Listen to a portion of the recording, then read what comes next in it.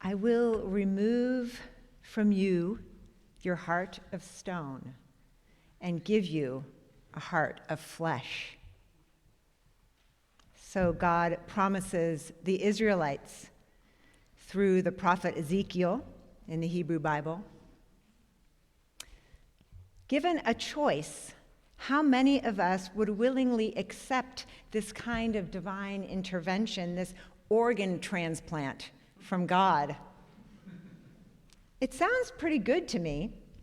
You know, like you're sitting here 1 minute with our petty meanness and our selfishness and judgment, and the next minute we have hearts of gold, generous, loving, and pure.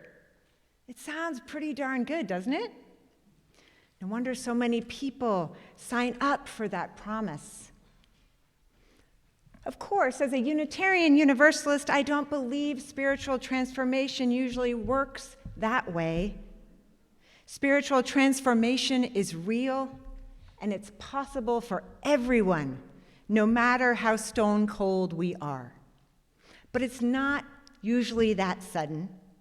It's not that easy. And the end result isn't gold. It's flesh. And it's hard having a heart of flesh, harder in some ways than having a heart of stone. That's why so many of us have to work at softening our hearts, keeping them open. Because it hurts so dang much to have a heart of flesh. We've all been hurt. Some of us so terribly that we had to shut down. Some of us are socialized to be stony rather than fleshy, rewarded for it. Some of us have experienced compassion fatigue, like Veronica described.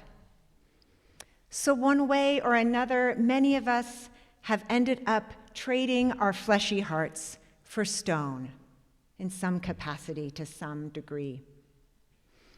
Hardening our hearts is understandable, even healthy to some extent, because we're protecting ourselves.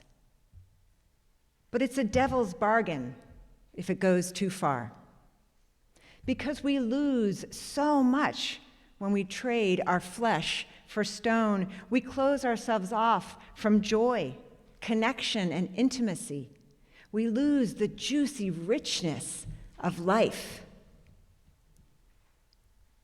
Having a heart of flesh means having a heart that feels, a heart that is open, alive, and responsive to what is happening inside and all around us. A compassionate heart, a heart capable of love. Veronica described her tears of anger as tears of judgment, but I see them as something else too. I see them also as tears of love. The opposite of love is not rage, writes Sikh American civil rights activist Valerie Kaur. The opposite of love is indifference. The opposite of love is indifference, not caring. In other words, stoniness of the heart. Love engages all our emotions, Kaur writes. Joy is the gift of love. Grief is the price of love. And anger is the force that protects that which is loved. Tears do not come from stone, they come from flesh. They come when we feel our care, our yearning, our connection to others and the world. You said it yourself, Veronica. The patient deserved to be vaccinated. He deserved to trust the medical miracle that was the COVID vaccine. But he was convinced not to for political reasons, and that almost killed him. Maybe it did kill him. No wonder you felt your heart break. No wonder you felt angry. Anger is the force that protects that which is loved. Thank you for loving your patients. I've been pretty angry these days. Pretty darn pissed off about all the unnecessary pain and suffering that is being unleashed in this country and around the world for political purposes. Anybody else feeling angry? A little anger, okay. Yeah, a lot of people. Nothing wrong with anger. It's pretty clear to me that the anger so many of us are feeling comes not from indifference, but from love, from a strong urge to protect that which is loved, our families and friends, our neighbors, our rights and protections, our social safety nets, our democracy, our diversity, our ecosystems, our sense of basic decency. That's like dignity and decency together. It's kind of a good word. So much that we love is under assault. No wonder we are angry. Now, that anger can come with a whole lot of self-righteousness, vitriol, and petty meanness, too. I trust we've all seen the protest signs that go lower than low. We're not above poop memes or dehumanizing slogans. Unitarian Universalists often say the good and evil run through every human heart, mine and yours. So in our anger, we need to be careful not to become that which we resist, people who divide the world into good and evil, the worthy and the expendable, the saved and the damned. There's nothing wrong with anger. We just need to tend it with care so it doesn't harden us the way molten lava turns to stone. There's a story about the minister and peace activist A.J. Musty, who stood outside the White House with a candle at night during the Vietnam War. Rain or shine, he'd stand there with his candle. When a reporter asked him if he really thought his one-man protest did any good, Reverend Musty replied, "Oh, I don't do this to change the country. I do this so the country won't change me." Part of our work in resisting what is happening right now in our country is resisting our own hardening, our own descent into hatred or indifference. Nurturing compassion is a core spiritual practice in so many religious and spiritual traditions. I once met a Buddhist nun who told me that it took her years of dedicated practice to soften her heart. She told me that she would visualize her heart like a large stone being washed in loving kindness. While meditating, she'd imagine loving kindness as warm liquid pouring over her heart like a waterfall, washing and soothing it over and over and over again.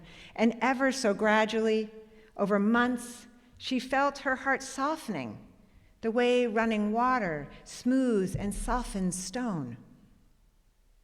Over years of this practice, her heart became flesh once again. When my heart is feeling particularly stony, I sometimes do this same practice. Or I make a grief altar, or I watch a sad movie, or I find some other way to make space for my heart to break open again. Sometimes being in the presence of beauty does it. The point is, I have to make an effort to keep my heart open and tender, because there are so many things pulling me away from compassion. Compassion is the courageous choice not to turn away from suffering, our own or another's. It is the choice to stay human and connected in the face of grief, fear, rage, cruelty, and division. Compassion is choosing a heart of flesh over and over again. Compassion is the choice to feel the truth of interdependence, not just to know it conceptually as a principle, but to really feel it in our bodies. When you suffer, I suffer. When it is not shut down, compassion flows naturally from the awareness that we are intimately connected to each other and to all of life. Chicano playwright Luis Valdez describes this awareness beautifully in his poem In Lak'ech, which comes from a larger piece of work that draws on ancient Mayan philosophy. It goes like this. I do not speak Spanish, but I'm going to do my best. Tú eres mi otro yo. Si te hago daño a ti, me hago daño a mí mismo. Si te amo y respeto, me amo y respeto yo. Tú eres mi otro yo. You are my other me. If I do harm to you, I do harm to myself. If I love and respect you, I love and respect myself. You are my other me. Valerie Kaur's version of this spiritual insight comes from her Sikh tradition, whose founder, Guru Nanak, said, I see no stranger, I see no enemy. From this Sikh teaching, Kaur developed a practice she calls seeing no stranger. This practice includes approaching everyone and everything new, not as suspect or foreign, but as a part of me I do not yet know. The biblical religions teach us to love our neighbors as ourselves. And Jesus says in the book of Matthew in the Christian scripture, whatever you have done to the least of these, you have done to me. Tú eres mi otro yo. You are my other me. Your suffering is my suffering. Your joy is my joy.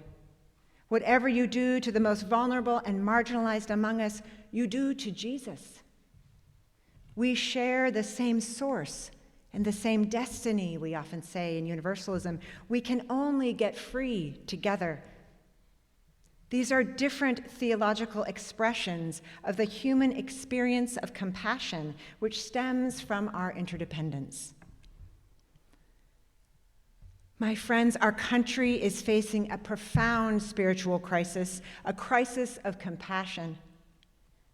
We have been here before, but it's devastating to experience the tearing down of what generations before us have worked so hard to build. It's devastating to witness the extreme cruelty of an administration that seeks only its own power. It's heartbreaking to witness so many of our fellow Americans, friends and family even, fall for the lies of separation, scarcity, and supremacy. It's terrifying and traumatizing to witness masked, armed, and unidentified men ripping people from their homes, their cars, their communities, and their families. To witness state-sanctioned assaults on peaceful protesters in cities across the country. Even now, the Bay Area, including religious leaders like my friend, Rev. Jorge Bautista, whose story you may have seen on the news from this past Thursday. If not, you can find it. It's devastating to witness the slashing of our social safety nets, the tidal wave of food insecurity that is going to happen when food stamps, the federal funding for food stamps, runs out on November 1st. If anybody here is in need of financial support, Rev. Amy and I do have a minister's discretionary fund. Due to the generosity of this community, please see us. And we can help out with small, but hopefully important financial assistance. It's devastating to witness the rollback of hard-won freedoms and civil and environmental protections, and to know that incalculable harm will result. And it's profoundly disturbing to witness so many hearts turning to stone. Let's take a breath together. I can feel myself clenching up just talking about this. So if it helps, I invite you to place a hand over your heart. Breathe together, feel your feet on the floor.